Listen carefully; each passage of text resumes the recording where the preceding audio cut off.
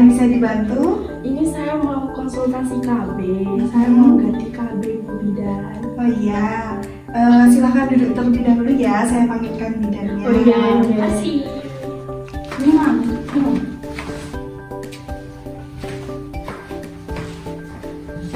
Selamat siang Ibu dan Bapak, bagaimana kabarnya?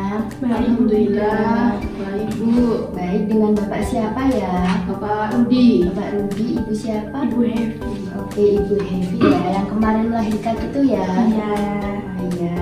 Oh iya. Ada yang bisa saya bantu Ibu dan Bapak? Saya di sini mau konsultasi soal KB Bu. Terus saya tuh menyusui bayi saya masih umur 8 bulan. Oke, baik, terima kasih sudah datang di klinik kami ya. Hari ini kita akan diskusi pemilihan KB yang tepat untuk Ibu Hevi. Baik, Ibu Hevi, sebelumnya apa pernah menggunakan KB? Pernah Bu, saya sama suami saya tuh pakai kondom. Oh iya, Cuman kondom. saya tuh pengen yang praktis aja gitu. Mungkin kayak suntik atau apa gitu tuh. Terus saya kalau pakai kondom itu nggak enak loh Bu, kayak kurang mantep gitu loh rasanya. Oh iya, Kan biasanya paham kan ya Bu ya? biasanya kebanyakan sih kayak gitu Nah, ya. iya, emang. makanya itu. Bapak-bapak itu harus kayak gitu. Kayak kurang nikmat gitu loh. Oke, iya. Ibu Hevi ini menyusui bayi 8 bulan ya? Iya. Iya. Sudah haid apa belum? Sudah Bu Bidan 2 bulan yang lalu. Oke. Untuk Bapak apakah ada riwayat penyakit sebelumnya? Saya dulu tuh nggak ada, terus tapi kemarin tuh pas periksa itu ternyata saya kena IMS. Tapi saya kurang tahu detailnya IMS itu apa gitu loh. Oke. Kalau Ibu mungkin Nggak ada riwayat penyakit sih Bu, tapi saya tuh belum pernah tes HIV. oke, nanti kita akan pemeriksaan ya untuk Ibu selanjutnya. Terima kasih untuk Bapak sama Ibu sudah mau jujur untuk mempermudah kedepannya KB-nya. Baik, untuk kondisi Bapak kan ada pernah riwayat IMS ya. Itu sudah pernah diobati apa belum? Terus sekarang sudah sembuh apa belum? Gimana? Ya alhamdulillah sudah ya Bu. Soalnya waktu itu kan saya periksa terus itu ternyata IMS saya tuh belum sampai yang level tinggi gitu. Jadinya tuh saya disuruh terapi, tapi sampai sekarang saya masih terapi untuk mengurangi itu. Terus saya juga udah berkurang katanya dokter. Terus saya juga pengen tahu lah buat istri saya tuh gimana yang cocok, KB-nya apa. Terus kemarin kan pakai kondom itu kayak kurang nyaman gitu loh di saya. Terus kurang nikmat lah, namanya laki-laki ya, Iya. gitu. Oh iya, jadi pengennya nggak mau pakai kondom. Iya, maunya yang lain. Ya, tapi kita akan memantau dulu ya untuk kesehatan Bapak gimana, IMS-nya sudah berkurang apa belum. Nanti kita akan bantu memfollow up perkembangannya gimana untuk mencocokkan KB yang pas itu gimana sama ibunya. Gimana Ibu pengennya KB yang apa? Mungkin kayak suntik itu Bu. Suntik ya pengennya. Selain suntik itu juga ada beberapa pilihan sebenarnya, ada pil, terus IUD, metode alami seperti sadar masa subur. Ibu pernah dengar nggak metode masa subur itu gimana? Iya pernah sih Bu, tapi saya tuh nggak pengen metode sadar masa subur. Soalnya tuh repot, kayak harus nyatet hari subur ya, sama suhu tubuhnya tuh. Ya, Saya tuh salah takut, ya. takut salah perhitungan gitu. Oke, saya juga paham ya, soalnya banyak yang bilang kayak gitu, metode itu membutuhkan kedisiplinan yang sangat tinggi, terus juga kurang efektif, apalagi kalau siklus menstruasinya itu nggak lancar, apalagi juga ibu kan baru melahirkan ya. Betul Bu, saya suka yang lebih praktis gitu loh. Iya. Maksudnya nggak terlalu yang belit-belit gitu loh. Kan ada kan yang harus gini, harus Iya. gini gitu. Saya pengen yang praktis aja. Yang simpel-simpel Iya, aja. benar. Oke.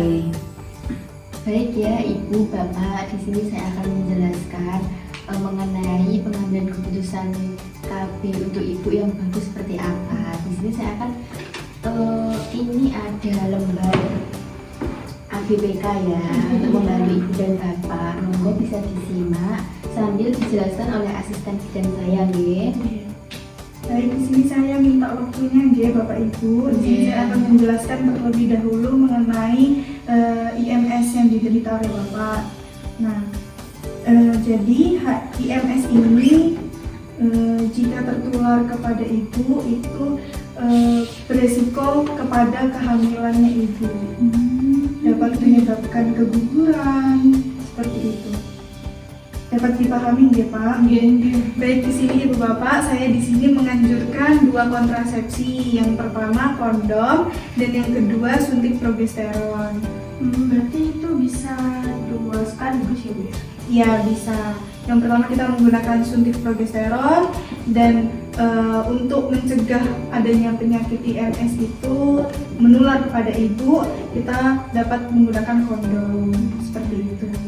Lalu untuk Bapak kita harus tetap melanjutkan kontrol kepada dokternya ya Bapak, agar supaya kita bisa dapat melihat ya apakah IMS tersebut sudah hilang atau belum.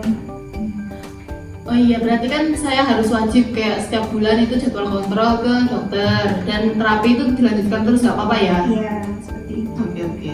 Dapat dipahami Ibu Bapak? Oke, paham. Nah, selanjutnya di sini kita akan melanjutkan konseling ke kondom ya Ibu. Untuk penggunaan kondomnya bagaimana, efek sampingnya ada atau tidak, seperti itu. Oke, kondom ya.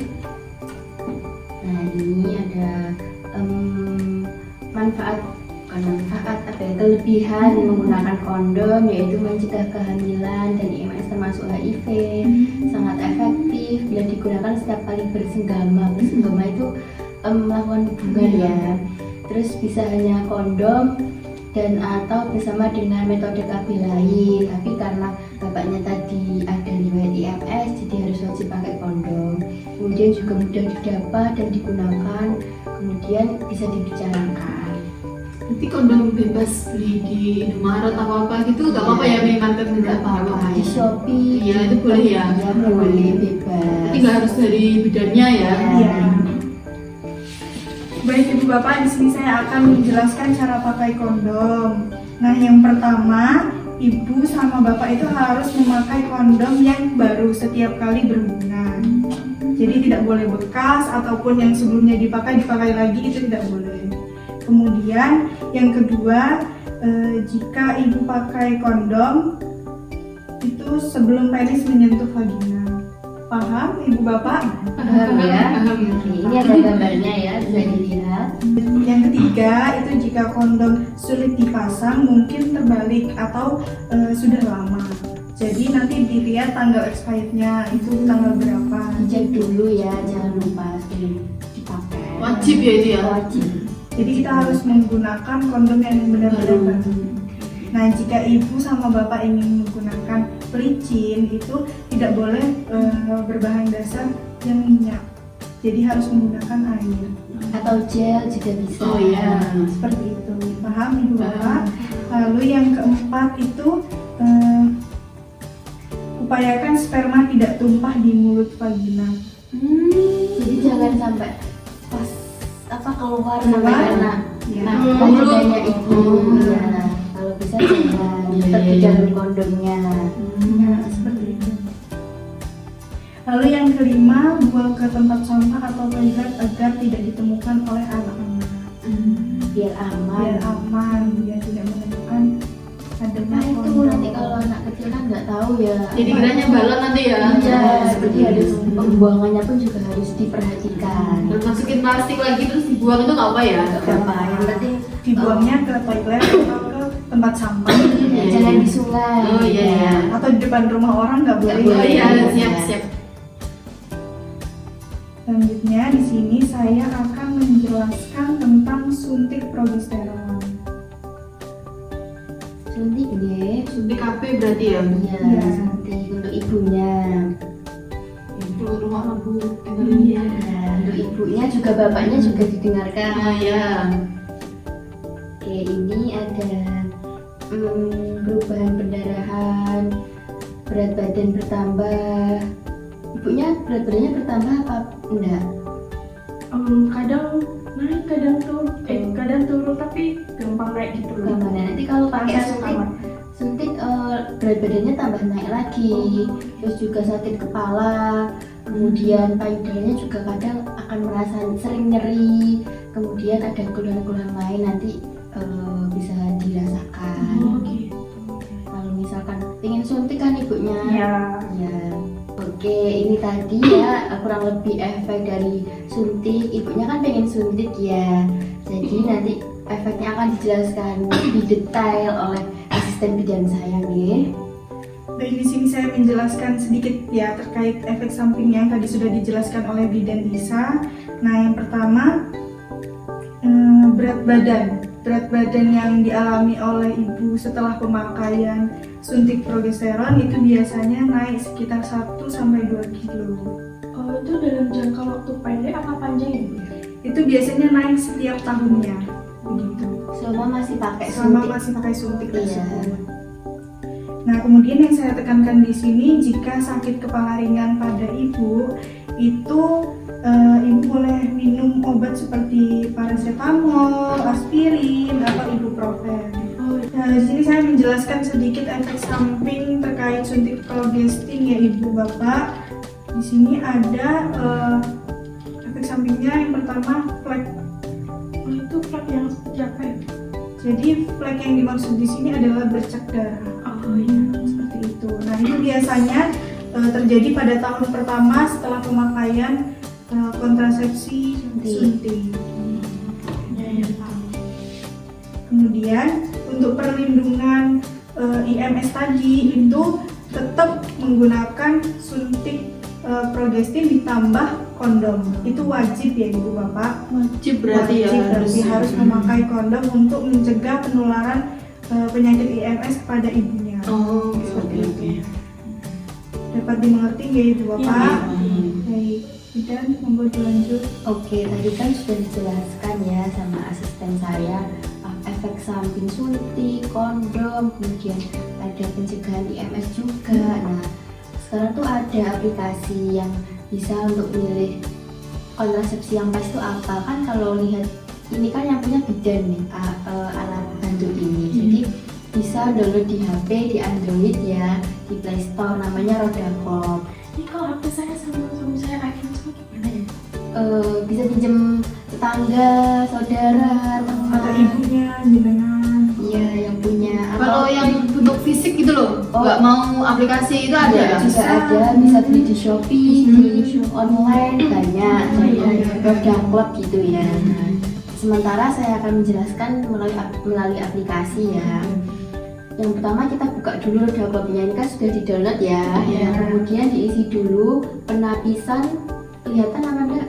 Oh iya. Dia kelihatan ya, penapisan berdasarkan kriteria kelayakan medis. Ini diisi dulu nanti punya riwayat penyakit hati, kanker, kemudian nah ini ada HIV, nah ini IMS tadi bapaknya ada kan, diisi semuanya. Kemudian masuk di penapisan kehamilan ini untuk ibunya.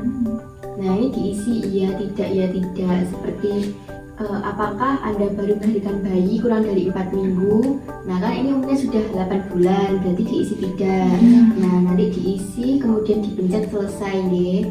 Nah kalau sudah selesai kita bisa lihat di diagram ini. Nah terus ini ada diagram ya, ini yang gambarnya bunder-bunder ini bisa diklik. Nah muncul. Nah ini tadi kan karena bapak ada riwayat IMS, ini rodanya bisa diputar ke IMS. Nah seperti ini. Kemudian ibu kan menyusui habis bersalin. Nah bisa dicoba ibu diputar rodanya, dipasin sama yang bersalin. Ya sudah. Nah terus diklik plus. Nah tadi karena bapak yang IMS tadi belum diklik ya, belum. Nah diklik. Kemudian ini pojokan ada angka 2 diklik.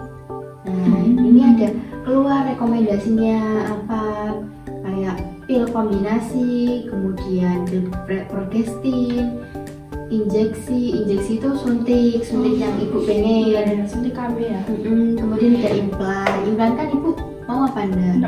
Nggak mau implan ya, takut ya. Nah ini ada beberapa rekomendasi. Kalau misal nanti penjelasannya kurang mantap, nanti ibu bisa nyoba-nyoba di aplikasi ini. Nah gimana bapak sama ibu ada yang ditanyakan mengenai Rodacom? Enggak sih, aku paham. Paham ya? Ya. Oke. Jadi kalau beli di Shopee sama aja ya? Iya, ada di Shopee juga. Bentuknya Sama. gitu ya? Iya, bener gitu. Ya berarti kondom itu saya harus pakai terus setiap waktu hubungan gitu ya Bu? Ya, wajib memakai kondom. Jika Bapak tidak nyaman menggunakan kondom biasanya, itu ada kondom yang lebih tipis Bapak. Itu harganya emang lumayan mahal dari kondom biasanya, seperti itu. Tapi enak kamu nggak itu? Ya kalau enaknya tergantung Bapaknya, apakah nyaman atau tidak saat Tapi kalau yang paling tipis itu insya Allah nggak kerasa ya. Oh berarti kayak gak rasa pakai kondom gitu ya? Tipis, lebih nyaman lah daripada Ya udah beli itu aja. Oh, oke, siap. bisa. Ada yang ditanyakan apa enggak Bapak Ibu? Nggak ada. Ibunya gimana Ibu? Insya Allah udah paham. Oke, jadi setelah kita bahas bersama ini tadi, metode mana yang ingin Bapak dan Ibu gunakan? Saya sih masih pengen suntik ya Bu, tapi kan untuk sementara ini juga tetap pakai kondom, terus beli kondom yang disarankan sama Bu Bidan yang Iya. tipis itu tadi. Saya juga setuju sih, istri saya kalau suntik itu. Oke, Saya akan pakai kondom kok. oke, baik saya akan bantu jadwalkan suntik ulang pertama ya, dan nanti Ibu bisa datang 3 bulan sekali untuk suntiknya. Asisten minta tolong dicatat ya. Oh iya, Oke. atas nama Ibu Heavy ya, dengan Bapak Rudi ya. Oke, nanti akan kita WA ya untuk kapannya. Terima kasih ya Bapak sama Ibu sudah datang untuk konsultasi KB.